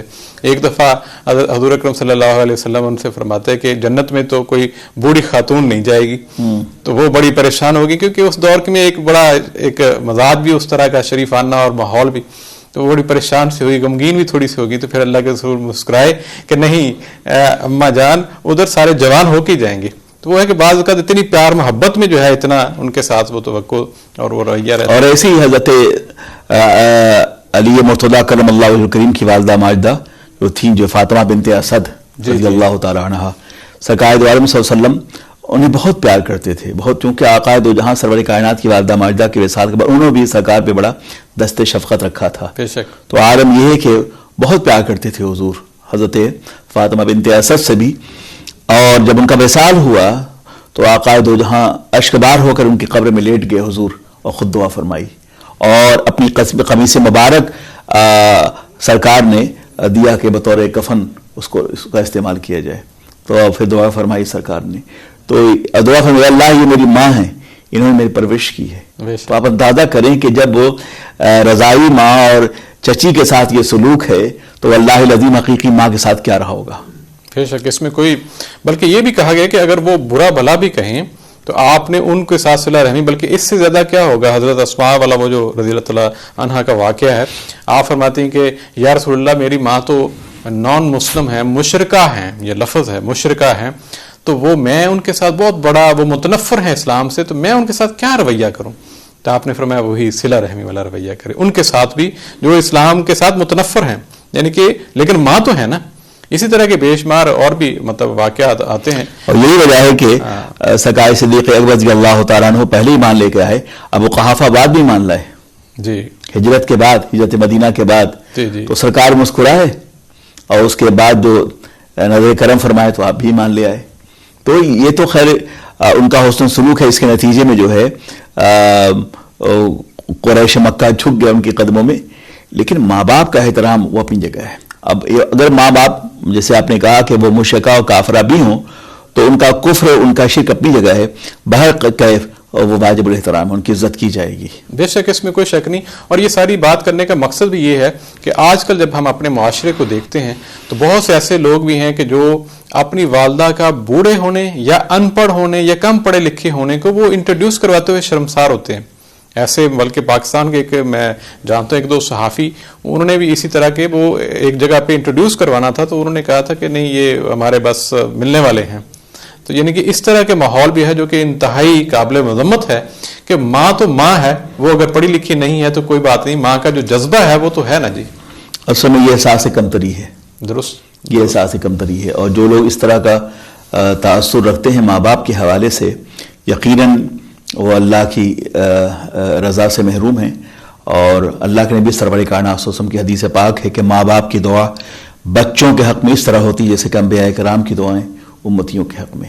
جس طرح انبیاء کرام کی دعائیں رد نہیں ہوتی اللہ کی بارگاہ سے، ویسے ماں باپ کی دعائیں بھی بچوں کے حق میں جو ہے وہ کبھی رد نہیں ہوتی. ماں کی دعاؤں کے جی وہ آپ کو تو زیادہ پتہ ہے، حضرت موسیٰ علیہ السلام کی والدہ جب فوت ہو گئی تھی تو کو طور پہ اللہ تعالیٰ نے فرمایا تھا موسیٰ تمہاری والدہ اب دنیا میں نہیں رہی، اب ذرا جو بات ہوگی وہ اس دھیان سے کیجیے گا، پہلے تیری ماں جو ہے وہ دعائیں تیرے بارے میں بہت زیادہ کرتی تھی.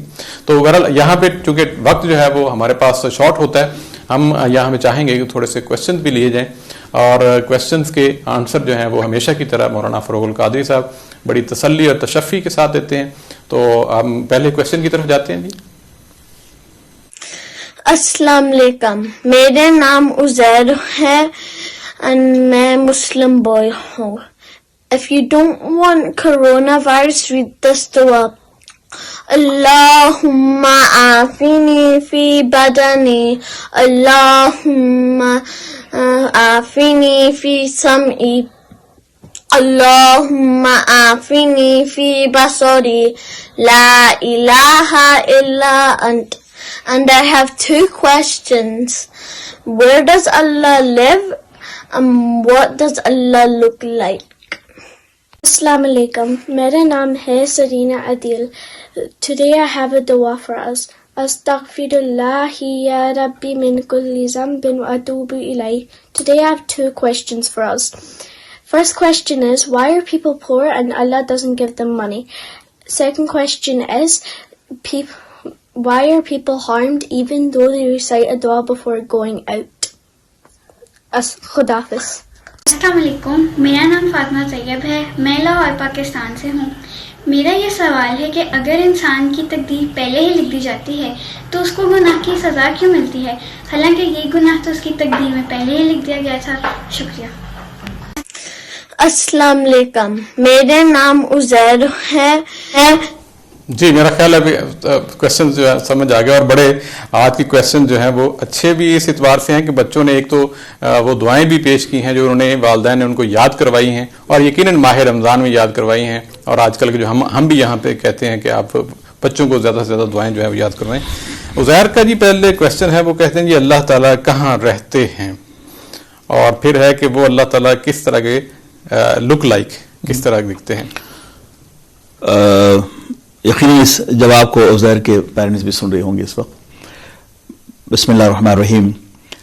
ہم لوگوں کا عقیدہ اور ایمان یہ ہے کہ اللہ عرش پہ ہے، وہ ہے عرش پہ، استوا علی العرش ہے. قرآن عظیم میں اللہ رب العزت کے حوالے سے کہا گیا کہ وہ جو ہے عرش پہ استوا ہے. لیکن استوا ہمیں پتہ ہے، مستوی نہیں معلوم. وہی مانا کہ خدا کا عرش پہ ہونا ہمارا یقین و ایمان ہے، لیکن وہ کیسے ہے، جلوگر ہے، کیا کیفیت ہے، وہ ہمیں نہیں پتا. عقیدہ اور ایمان ہمارا یہ خدا عرش پر ہے. اب رہی بات کہ ہمارا عقیدہ اور ایمان یہ ہے کہ اللہ تبارک و تعالیٰ جسم جسمانیہ سے پاک ہے نا.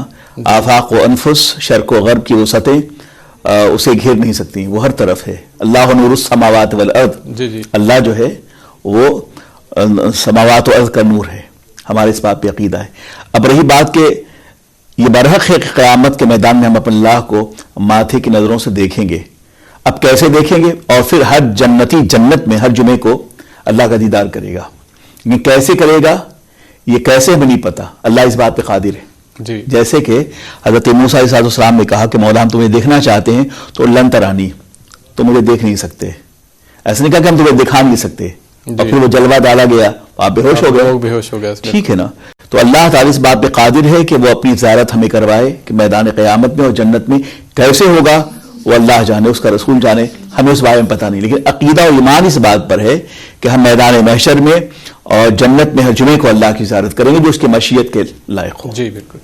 باقی عزیر اس میں بڑی اچھی خوبصورت جواب دیا، اور اس میں آپ کے سمجھنے کے لیے یہ ہے کہ یہ ایک کویشچن ایک دور میں پوچھا گیا تھا، تو وہاں پہ بھی ایک جواب یہ تھا کہ ہوا کو آپ جو ہے وہ بتا سکتے ہیں کہ کہاں پہ ہے، اور کہاں پہ نہیں ہے. تو وہی بات ہے کہ اللہ تعالیٰ ہر جگہ پہ ہیں. جس طرح آپ یہ دکھا سکتے کہ ہوا جو ہے وہ کہاں پہ ہے, اللہ ہر جگہ ہے بیبانا ہاں. کہ اللہ رب العزت کے صفات کا یہ مظہر ساری کائنات, ہر جگہ خدا موجود ہے. اللہ نور السماوات والارض, یہ قرآن جو اللہ نور السماوات, تو کون سی ایسی جگہ ہے جہاں سورج کی کرن نہیں پہنچتی؟ بالکل ایسے ہی. تو اس لیے نور سے مثال دی گئی. اللہ نور السماوات, کیا آپ نور کو پکڑ سکتے ہیں؟ بالکل ایسے. لائٹ ہے ہر جگہ, کیا اس میں شعور و شباہت ہے؟ اور وہ موجود تو ہے نا. تو کائنات وہ خیمہ افلاک کا استادہ اسی نام سے ہے, نبض ہستی تپش آمادہ اسی نام سے ہے. تو اللہ تبارک تعالیٰ وہ ہر جگہ موجود ہے اپنے انوار و تجلیات کے ساتھ, اپنی حکمتوں کے ساتھ. یہ مظاہر و قدرت جو ہیں وہ جلوہ الہی ہیں, اور یہ سارے مظاہر جو ہیں وہ اللہ تبارک تعالیٰ کے اوصاف سے ہیں. اور ہم اس دنیا کی صنعت کو دیکھ کر ہم محسوس کرتے ہیں کہ اس کا کوئی صانع ہے, کوئی بنانے والا ہے. سورج کا نکالنے والا, اسے ڈبونے والا, ایک وقت پہ سورج نکلتا ہے, ڈوبتا ہے. کبھی ایسا نہیں ہوتا کہ چاند اور سورج کے طلوع غروب میں ایک دوسرے کا کلیش واقع ہو. آج جو سن سیٹ کا ٹائم ہے نیکسٹ ایئر اسی وقت ہوگا. تو یہ صحرا, یہ سمندر, یہ پھول, یہ پھل, یہ صحرا, یہ بیاباں, یہ مرغزار, یہ لال ازار, یہ سب اسی کے پیدا کیے, اسی کے پیدا. اور ان ساری چیزوں سے اللہ تعالیٰ چلکتا ہے. بالکل. اور دوسرا جو میرا ان کا دل کا وہ تھا جی کہ غریب لوگ کیوں ہوتے ہیں. اور دوسرا ایک کویشچن اور تھا کہ ہم جب باہر نکلتے ہیں سم ٹائم ہم دعا بھی پڑھتے ہیں لیکن پھر بھی سم ٹائم ہرٹ ہوتے ہیں, تو وہ کیا وجہ ہے؟ تو غریب لوگ کیوں ہیں اس پہ؟ دیکھیے, اللہ تبارک تعالیٰ نے غریبوں کو محروم قسمت نہیں کہنا چاہیے. سب سے بڑی دولت یہ ہے کہ اللہ تبارک و تعالیٰ نے بحیثیت انسان ہم سب کو ایک جیسا پیدا کیا ہے. غریب کی بھی 2 آنکھیں ہیں, ہماری بھی 2 ہیں. ان کے 2 پاؤں ہیں, ہمارے بھی ہیں. ان کے 2 ہاتھ ہیں, ہمارے بھی ہیں. وہ بھی عقل سلیم رکھتے ہیں, ہم بھی. تو فی نفسی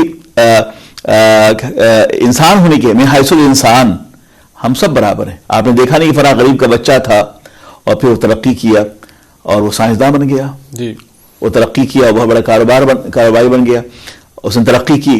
اور غریب کے بہت سارے بچے جو مدرسوں میں پڑھنے والے غریب طلبہ ہیں, تو غریب تھے نا, پڑھنے کے بعد انہوں نے ترقی کی. تو شیخ الحدیث ہے, رائٹر ہیں, مفکر ہیں, مقرر ہیں, ڈاکٹر ہیں.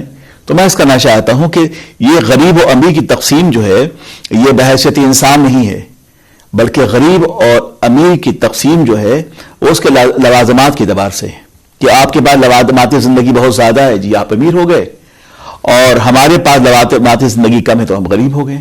جی, معاشی اعتبار سے زیادہ, معاشی اعتبار سے لوازمات زندگی. حضرت علی رضی اللہ عنہ نے فرمایا تھا نا کہ غریب تو وہ ہے جس کے دوست نہیں ہے.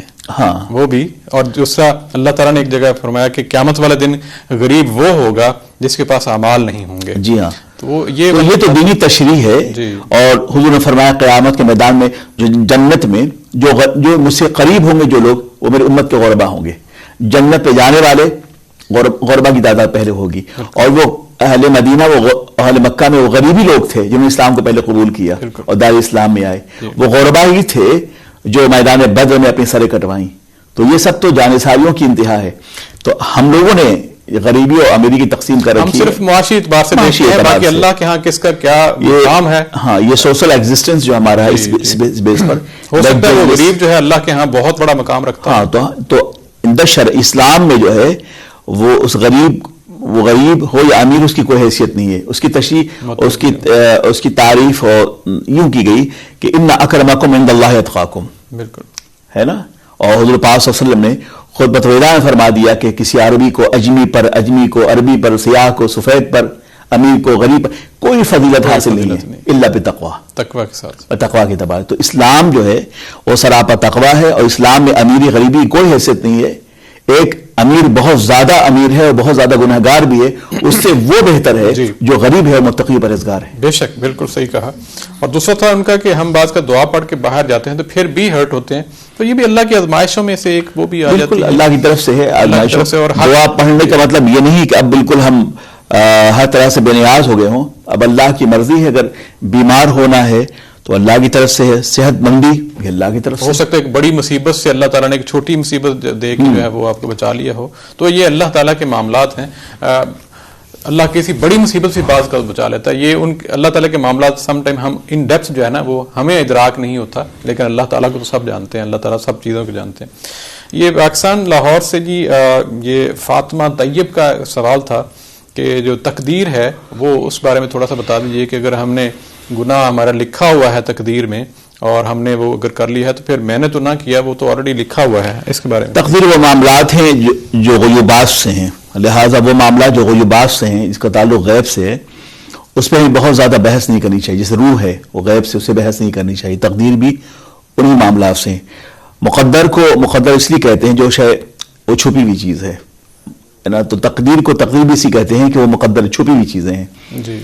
اب یہی بات کہ اگر مقدر میں گناہ ہے تو ہم گناہ کریں گے, خیر ہے تو خیر کریں گے. تو بچی کا یہ سوال یہ تھا کہ جب ہمارے مقدر میں خیر و شر لکھا گیا ہے تو اب ہمیں سزا تو نہیں ہونی چاہیے نا. جی, وہ تو آلریڈی لکھ دی ہے. جی. اصل میں ایک فرقہ ہے معتزلی, تو معتزلیوں کا بھی جو ہے یہی عقیدہ ہے.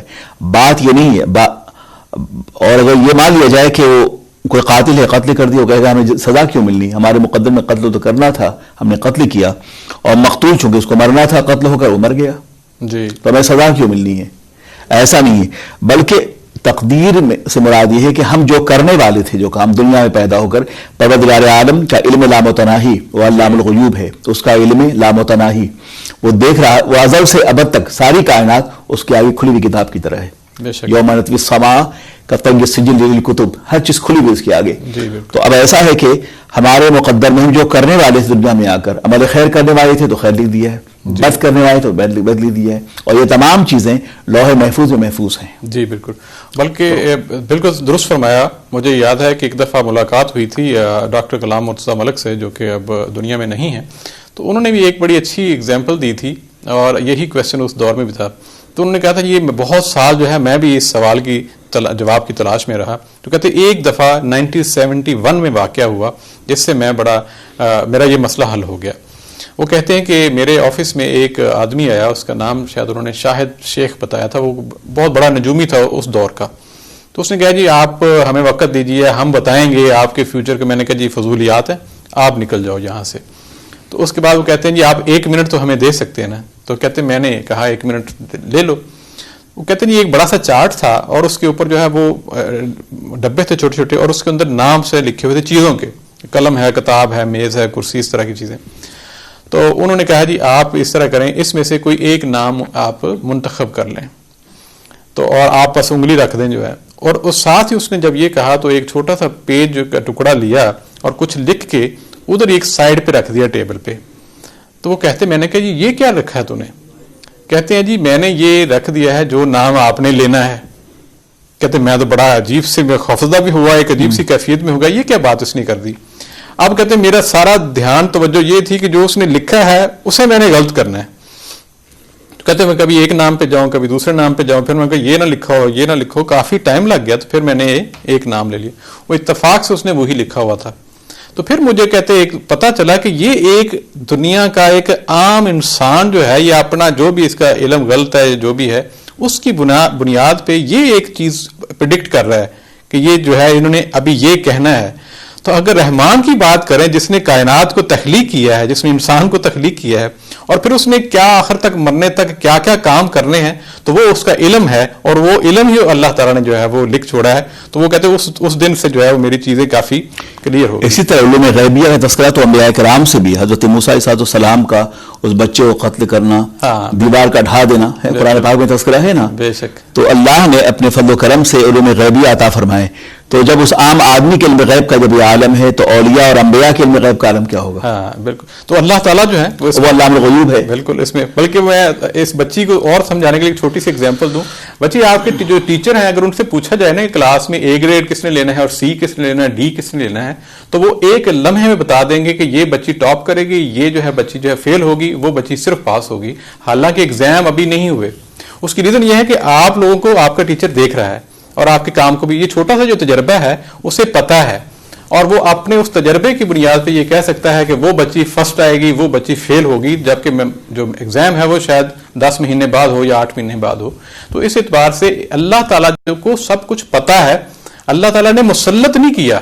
ابھی یہ بات تو خیر ہے تو آپ نے کہی, مطلب شرعی لحاظ سے انہوں نے جواب چاہا بچی نے, تو شرعی لحاظ سے اس کا جواب یہ ہوگا جو ہم ایز اے مسلم جو ہمارا فیتھ ہے, ہمارا فیتھ یہ ہے کہ ہم پیدا ہونے سے پہلے عالم ارواح میں جب تھے تو اسی وقت اللہ رب العزت نے ہمارے ان تمام اعمال کو دیکھ کر کے ہم دنیا میں آ کر کرنے والے کیا تھے اسے لوح محفوظ میں محفوظ فرما دیا, اور اسی اعتبار سے کاتب تقدیر نے ہمارا مقدر لکھا ہے.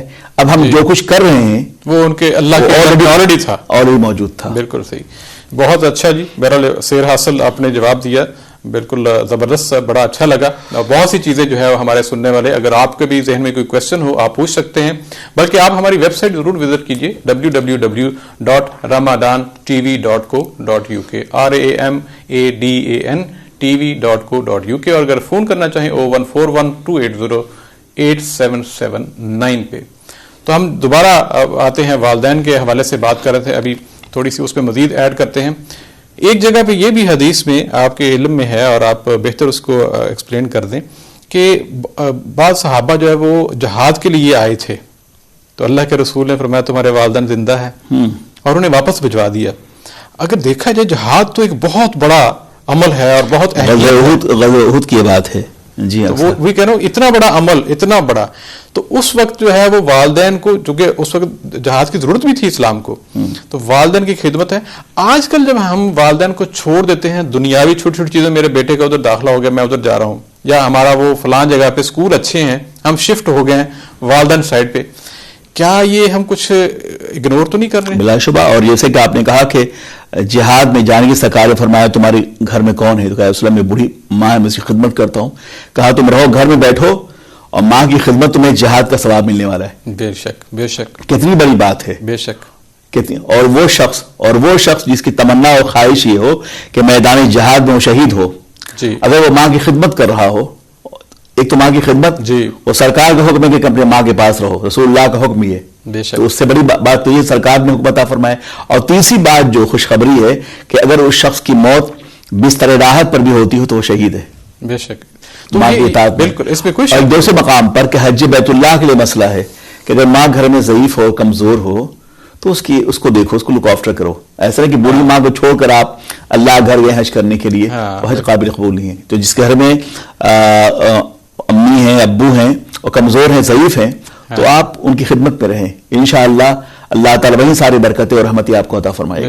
ہم تو دنیاوی معاملات میں جاب ادھر ہوتی ہے یا ہم کاروبار شفٹ ہے یا بیرون ملک جانا, میں پہلے یہی بات کر رہا تھا, میں نے کہا تھا کہ میرے ذہن میں تو یہ بھی خیال آیا تھا کہ بعض کا تو والدین کو ضرورت ہوتی ہے اور وہ پاکستان یا ہندوستان میں والدین جو ہے وہ بوڑھے, لیکن وہ چونکہ بچے کی خواہش ہوتی ہے وہ خاموش رہتے ہیں, اور بچہ جو ہے اپنے بچوں کے لیے, ان کے فیوچر کے لیے, اپنے معاش کے لیے جو ہے وہ بیرون ملک جو ہے وہ جاتا ہے, اور کبھی کبھار چند روپو یا پاؤنڈز بھجوا دیے تو وہ کہتا ہے ہاں میں نے ابا کو AC بھی لگوا دیا ہے اور اماں کو جو ہے وہ میں نے گاڑی بھی لے دی ہے, تو الحمدللہ میں اپنے سارے فرائض سے جو ہے وہ بالکل نہیں ہے. ایسا ہے کہ بیرون ملک معاش کمانا جا کر یہ والدین کی خدمات کے منافی نہیں ہے یہ عمل, لیکن بہر کیف ہو چاہے تو اپنے والدین کو یہاں بلوا بھی سکتا ہے, اور نہیں تو اگر وہ لاہور میں کراچی میں کام کرتا ہو, ظاہر ہے کہ 1 ماہ 2 ماہ کے بعد وہاں لوٹے گا, تو کم از کم اتنا ہو سکتا ہے کہ یہاں رہ کر اپنے ماں باپ کی خدمت کرے, اور کوشش کرے کہ جب بھی یہاں اسے فرصت ہو تو جائے اور ہر ممکن یا ان کو بلا لے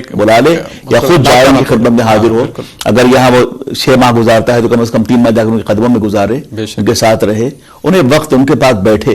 پتہ ہے ماں باپ جب ضعیف ہو جاتے ہیں تو, اور بچوں کی شادیاں ہو گئی ہیں, اب وہ بیٹا جو ہے وہ اپنے بچوں کے ساتھ انوالو ہے, اس کی مصروفیات اس طرف ہیں, رفتہ وہ ماں باپ سے کھینچتے جاتے ہیں اور فاصلہ ذہنی طور پہ بڑھتا جاتا ہے. یہ لمحہ بڑا کٹھن گزرتا ہے. ماں باپ جب ضعیف العمر ہو تو ان کی خواہش ہوتی ہے کہ بچہ جتنا چاہے بڑا ہو جائے, مگر ماں باپ کی نظروں میں بیٹا بیٹا ہے. ہماری آپ کی عمر 50 60 70 بھی ہو جائے تو اپنے ماں باپ کی نظروں میں ہم بچے ہی ہیں. بے شک, درست. تو چاہتے ہیں کہ ہمارے ماں باپ کہ ہمارے بچے ہمارے پاس آ کے بیٹھے, لیکن جب بچے ماں باپ سے فاصلہ اختیار کرتے ہیں اور وہی وقت جو ہے اپنے بچوں کو دیتے ہیں, انہیں بڑی تکلیف ہوتی ہے. یہی نقطہ تھا اصل میں, میرا وہی کہنا تھا کہ سال ہر سال سے وہ لوگ نہیں کہیں جاتے, اور وہ صرف ان کی وجہ سے جو ان کے ایگزام آ گئے تھے, اب ان کے فلاں وہ ان کا ٹور جانا تھا, ان کا یہ کرنا تھا, جو کہ اسکپ ہو سکتے ہیں بعض چیزیں. اب ٹور جانا ہے, وہ بھائی نا آپ دادا دادی کو دیکھنے جاؤ, بھائی آپ اسپین جا رہے ہو تو آپ ان کو بھی اگنور تو نہ کرو نا. میں ایک عمومی رویہ جو ہے آپ نے دیکھا ہوگا, بہت سے ایسے لوگ سال ہر سال سے اپنے والدین کو وہ بس فون پہ رکھا ہوا ہے, اور جب فون کیا جاتا ہے وہ یہی کہا جاتا ہے کہ دعائیں بھیجیں, تھوڑی سی اور دعائیں جو ہے نا وہ یہ کام ہمارا رکا ہوا ہے. تو مقصد ساری بات کرنے کا یہ ہے کہ آپ اپنے والدین کو خاص طور پہ اگنور نہ کریں زندگی کے کسی بھی حصے میں. آپ کی ترقیاں جو ہیں وہ نہیں رکنے والی. اگر والدین کو ٹائم آپ برابر دیں گے تو ترقیاں بھی ہوتی رہیں گی. اور ان کے جانے کے بعد اللہ کی بارگاہ میں جو ہاتھ اٹھتا ہے دعاؤں کے لیے بندہ اس سے محروم ہو جاتا ہے. بے شک. اور پھر دروازے پر وہ پاکستان ہو یا ہندوستان ہو یا کہیں بھی ہو آپ کسی مینشن میں رہتے ہوں آپ کی کوئی حیثیت نہیں ہوتی. کوئی حیثیت. وہ ماں ہوتی جو جب آپ پاکستان لاہور یا اسلام آباد سے چلتے ہیں یا اگر میں دلی یا بامبے سے چلتا ہوں تو بہت دور تک جب گھر سے نکلتا ہوں تو ماں وہاں تک دیکھتی ہے جہاں سے نظریں جاری ہوتی ہیں. وہ جہاز کو دیکھ رہی ہوتی ہے. ہاں. اور جب آپ اس سے پہلے کہ مجھے خبر ہو کہ آپ آنے والے ہیں تو راتیں آنکھوں میں کٹتی کہ میرے بیٹا کب آنے والا ہے. وہ صبح اٹھ کے دروازے پہ کھڑی ہوتی ہے. اب کوئی استقبال کرنے والا نہیں ہوئے. بے شک. اب رحمتوں کے وہ جھونکے وہ نسیم سحر وہ ٹھنڈی ہوائیں جو ہمارے گلی کوچوں سے گزرتی تھیں ہمارے آس پاس اب اس سے محروم ہیں. اب ہم زندگی کے لق دق صحرا میں کھڑے ہیں اور کوئی ہاتھ ایسا نہیں ہے جو ہمارے سروں پہ رکھے. ہم زندگی کے اس صحرا میں چل رہے ہیں. دھوپ کی تمازت ہمارے وجود کے ہر قطرے کو پگھلا رہی ہے اور ہم بھی اپنی موت کی طرف بڑھ رہے ہیں. بے شک اس میں کوئی شک نہیں. بلکہ میں کہتا ہوں کہ اس بندے نے وہ ساری ترقیاں سمیٹ لی ہیں اگر وہ اپنے والدین کو خوشی کے ساتھ رکھ رہا ہے اور خوش ہے اور ان کو وقت دیتا ہے. اور والدین کو جب بھی پوچھیں کوئی چیز کی ضرورت ہے تو کبھی کسی نے لسٹ نہیں بھجوائی. کبھی کسی نے یہ نہیں کہا ہاں بیٹا میرے وہ بینک میں آپ اتنے ٹرانسفر کر دو فلانا. کبھی بیٹا میں خوش ہوں تو اپنا خیال رکھ وقت پہ روٹی کھاؤ. اسی قسم کی باتیں والدین کرتے ہیں. تو وہی کہنے کا مقصد ہے خوش قسمت اور ترقی یافتہ تو وہ شخص ہے جس کے والدین خوش ہیں اور ان کی نظر رحمت تمام بچوں پہ یکجا ہوتی ہے. بے شک. اس سے غرض نہیں کہ آپ انگلینڈ میں میں امریکہ میں ہوں اور فلاں پاکستان میں ہو ہندوستان. اس سے کوئی غرض نہیں ہے. تمام بچوں پر بچیوں پر ان کی نظریں یکساں ہوتی ہے. بلکہ بچوں میں یہ رقابت ہوتی ہے کہ ماں کس سے زیادہ پیار کرتی ہے. مگر سچ تو یہ ہے کہ بیٹا امیر ہو یا فقیر ہو اس سے غرض نہیں ہے. سارے بچوں پر ماں باپ کی نظریں یکساں ہوتی ہیں. کسی بچے کو بھی تکلیف ہوگی تو ماں کو تکلیف ضرور ہوگی اور بے چین رہتی ہے. اور اس سے بہت سارے واقعات تاریخ ماں کی قربانیوں سے ان کی اثار سے وہ بھرے پڑے ہیں. اللہ تبارک و تعالی والدین کی قبر پاک پر رحمت و نور کی بارش برسائے اور جن کے والدین باقاعدہ حیات ہیں یہ آپ کے لیے جنت بھی ہیں اور جہنم بھی ہیں. بے شک. جنت اس لیے ہے کہ ان کی خدمت کریں تو آپ کو جنت ملنے والی ہے اور آپ نے خدمت نہیں کی تو پھر آپ جہنم میں جھونک دیے جائیں گے. اس لیے کہ ماں باپ کی رضا جو ہے وہ اللہ کی رضا ہے اور ماں باپ کی ناراضگی جو ہے اللہ کی ناراضگی ہے. جس گھر میں بوڑھے ماں باپ ہیں اس گھر میں رحمتیں برستی ہیں. بے شک. اور فرشتے ان کے حق میں ان کی سلامتی کی دعائیں کرتے ہیں. بے شک. یہ عالم ہے ماں باپ کی رضا اللہ کی رضا ہے. کوئی شک نہیں. ہمارے ایک دوست کہا کرتے ہیں کہ والدین سے آپ دعاؤں کے لیے کہا نہ کریں کیونکہ ان کے لیے ایسے کام کر دیں کہ ان کی دعائیں خود بخود نکلتی جائیں. ان کو آپ خوش کر دیں. ان کی ضروریات اگر ہیں آپ کا جانا ہے بیٹھنا ہے پاؤں دبانا ہے باتیں کرنا ہے یہ جب خوش کر دیں گے دعائیں خود بخود نکل رہی ہوں گی. ان کی زندگی بھی رحمت ہے ان کی موت بھی رحمت ہے کہ زندگی میں ہم کی خدمت کرتے ہیں اور وصال کے بعد بھی ہم ان کے لیے اگر بیٹا جو ہے وفامبردار ہے ان کے لیے سال ثواب کرتا رہا دعائیں کرتا رہا.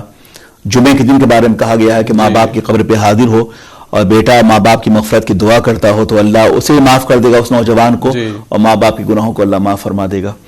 تو یہ بڑی سعادتیں ہیں. اور اس مقدس مہینے میں خاص کر رمضان پاک کا جو مہینہ مغفرت کا مہینہ اشرا گزر رہا ہے اس سے میں سارے افراد جو لوگ اس وقت دیکھ رہے ہیں کہ قرآن پاک کی تلاوت کثرت سے کریں اپنے ماں باپ کی سال ثواب کے لیے وہ کام کریں اور جو زکوٰۃ و فطر آپ دیتے ہیں دیں. لیکن کوشش کریں کہ ماں باپ زندگی میں شاید انہیں سے روزہ چھوٹ گیا ہو تو ان کے لیے کچھ صدقات کریں بطور فدیہ کہ اللہ میں یہ اللہ کے تیرے راستے میں خرچ کر رہا ہوں. ممکن ہے کہ میرے والدین نے زندگی میں جو روزہ چھوڑا ہوگا یہ اسی کا صدقہ ہے اسی کا فدیہ ہے. تو ہمیں ماہ رمضان میں بھی اپنے والدین کی دعاؤں سے بہرمند ہونا چاہیے اور وہ اس طرح کہ اللہ نے آپ کو عطا کیا ہے زکوٰۃ و فطرانہ کے علاوہ بھی صدقات نافلہ اپنے والدین کے لیے کیا کریں. جی بے شک. بلکہ بڑی اچھی بات. بلکہ ایک چھوٹی سی میں دعا سے پہلے ایک حدیث کا کہ اگر کوئی ایسا شخص ہے جس نے کبھی نافرمانی کی ہے کہ والدین ان کے فوت ہو گئے لیکن وہ خوش نہیں تھے تو اب بھی اس کے لیے موقع ہے کہ وہ والدین کی مغفرت کے لیے صبح و شام دعائیں کر دے. اللہ تعالیٰ ان کو بھی معاف کر دے گا اور ان کو بھی معاف کر دے گا. تو آپ پلیز دعا کروا دیجیے آج کے پروگرام کے حوالے سے. جی اللہم صلی وسلم علی سیدنا مولانا محمد المعدن الجود والکرم وعلی آلہ واصحابہ اجمعین.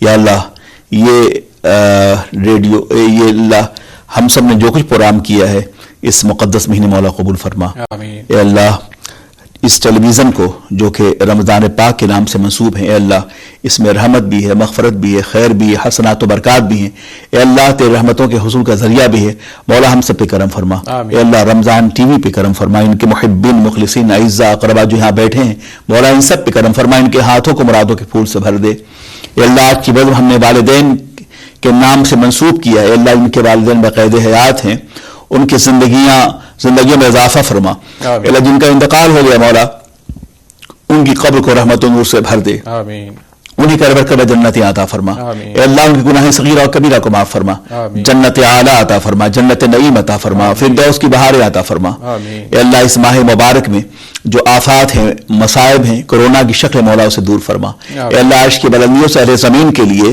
ایک ایسی رحمت کی ہوا چلا کہ یہ مصائب، یہ مشکلات، یہ کلفتیں، یہ امراض دور ہو جائیں، اے اللہ ہم سب سے وہ کام لے جس سے تو راضی ہو، تیرا حبیب راضی ہو، جتنے احباب متعلقین اہل ایمان و یقین اس ماہ رمضان میں رخصت ہوئے مولا ان سب کو جنت الفردوس عطا فرما، اے اللہ ان کے والدین بقید حیات ہیں انہیں عمر خضری عطا فرما، اور جن کے والدین کا انتقال ہو گیا مولا انہیں کربر جنتی عطا فرما، اے اللہ ہمارے والدین کی بخشش فرما، اے اللہ ان کی قبر کو رحمت و نور سے بھر دے، ان کی دعاؤں سے ہمیں بارمند فرما، اے اللہ جو بیمار ہیں انہیں شفا عطا فرما، شفا کامل عطا فرما، شفا عاجل عطا فرما، راحت قلب و جگر عطا فرما، یا اللہ ہماری امت کے نوجوانوں کو اپنے ماں باپ کی خدمت و اطاعت کی توفیق عطا فرما، اے اللہ ہم سب سے وہ کام دے جس سے تو راضی ہو، تیرا حبیب راضی ہو، اس ماہ مبارک میں ہم سب کے گھروں پہ اپنی رحمتیں نازل فرما، ایمان و اطاعت کی زندگی عطا فرما، حسن سلوک اور اخلاص و محبت صلح رحمی کے ساتھ جینے کی توفیق عطا فرما، صلی اللہ تعالی علی حبیبہ محمد وعلی آلہ واصحابہ اجمعین بحق لا الہ الا اللہ محمد رسول اللہ۔ آمین ثم آمین۔ ناظرین بہت شکریہ پروگرام دیکھنے کا، اور ہم سب دعا کرتے ہیں کہ جو کچھ کہا گیا سنا گیا اللہ تعالیٰ قبول و منظور فرمائے، اور اپنا خیال رکھیے گا، اپنے رشتہ داروں کا خیال رکھیے گا، انشاءاللہ کل پھر ملیں گے، اور تب تک کے لیے خدا حافظ، السلام علیکم۔